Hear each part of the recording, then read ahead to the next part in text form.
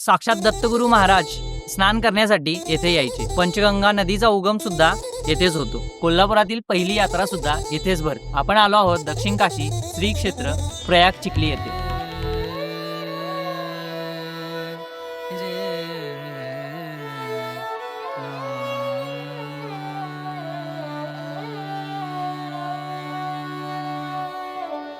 गुरुर्ब्रह्मा गुरुविष्णू गुरुर्देव महेश्वरा गुरु साक्षात परब्रह्म तस्मै श्री गुरुवे नमः। मी समाधानगिरी दक्षिण काशी श्री क्षेत्र प्रयाग या ठिकाणी मी पुजारी म्हणून काम करतो। गुरुचरित्रामध्ये 18व्या अध्यायामध्ये उल्लेख आहे, पंचगंगेचे चरण ह्या प्रयाग तीर्थक्षेत्रावरती आहेत। ब्रह्ममुहूर्तावरती दत्त महाराज या पंचगंगेच्या चरणाच्या ठिकाणी स्नानासाठी येतात। या ठिकाणी संगमेश्वर महादेव, कार्तिक स्वामी मंदिर अशी ही मंदिरं पूर्वीपास या ठिकाणी आहेत। त्या क्षेत्राला दक्षिण काशी म्हटलं जातं। ज्या ठिकाणी सरस्वती गुप्त नदी असते त्या क्षेत्राला प्रयाग हे नाव प्रचलित येतं।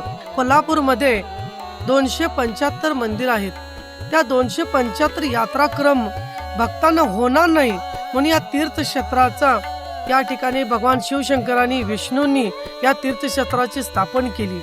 या तीर्थक्षेत्रावरती अगस्त्य ऋषीने अश्वमेध यज्ञ केलेला होता आणि त्या यज्ञाची सांगता करण्यासाठी हे प्रयाग तीर्थक्षेत्र महालक्ष्मीच्या वायव्य दिशेला या ठिकाणी हे स्नानासाठी हे प्रचलित आहे। सर्व भक्तांनी या प्रयाग तीर्थक्षेत्रावरती येऊन स्नान केले तर पूर्ण करवीर नगरीमधील 275 मंदिरं जी पुरातन आहेत त्यांची यात्राक्रम केलेल्याचं फळ या ठिकाणी भक्तांना मिळतं। हे जे आपण पाहतोय हे पूर्वीच्या कालखंडामध्ये याच्या माध्यमातून पंचांग वगैरे पाहिलं जायचं।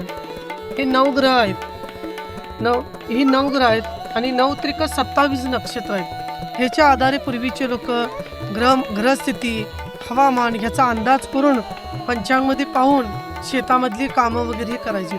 हा साधारणपणे 13व्या शतकापासून हा दगड इथं असण्याची शक्यता आहे आणि प्रत्येक राशीचे चिन्ह या ठिकाणी इथं तूळ राशीचं आहे, वृश्चिक राशीचा आहे, मेष राशीचा, असं प्रत्येक वेगवेगळ्या ठिकाणी वेगवेगळी चिन्ह आहे।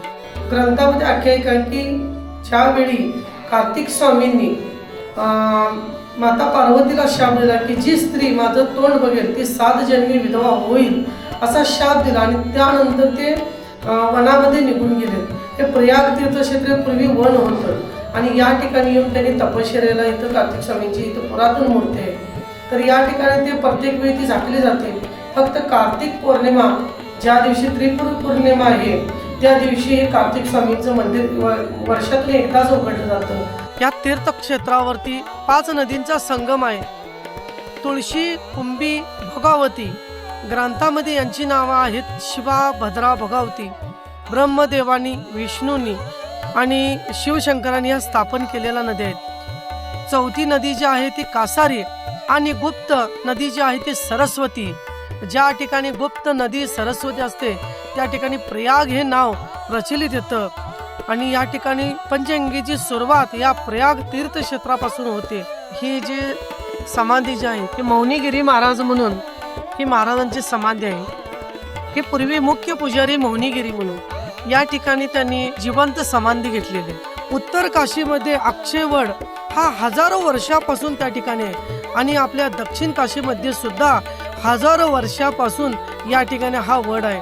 त्याचं नाव अक्षयवड, जेणेकरून त्याचा कधी क्षय होणार नाही असा हा वड पुरातन पासून या तीर्थक्षेत्रावरती आहे।